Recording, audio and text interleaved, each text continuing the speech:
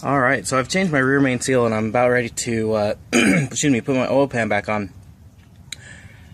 I did it the other day, and so now I'm coming back today during the daylight, and to put the oil pan back on, I had to jack it up. Even though I have a 3.5 inch lift, I didn't have quite enough clearance, and so jacking it up made it a lot easier. The pan basically just fell out. So before I jack it up, I just want to show I have 7 inches currently between the top of the tire and my fender, and then I'm going to jack it up as high as I can before the tire comes off the ground.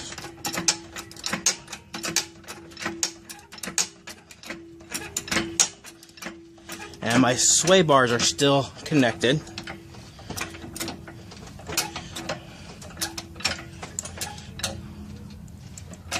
Alright, and that's my tire off the ground. I know this isn't a real world test by any stretch, but I was able to go up over 4 inches because it was just 7 inches, and now it's over 11 inches, which on my stock Cherokee, when I had the previous suspension, I didn't get nearly that much difference when with the old suspension. So I am super excited to get this back on the road and running again.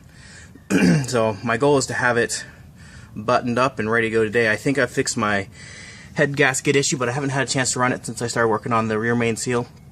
And then so I'll need to finish this up and then put some gas in it. It's out of gas because I kept running it when I was trying to fix my rear main seal. Not my rear main seal, excuse me, my head gasket. So I'll probably button this up and then go put some gas in it, and then possibly take it over to the shop to get the alignment done on it, and also have them go over my lift to make sure I installed everything correctly, since I've never installed a short arm lift on a Cherokee before. So anyways, if you have any questions, this is my '89 Cherokee with a metal cloak 3.5 inch short arm lift.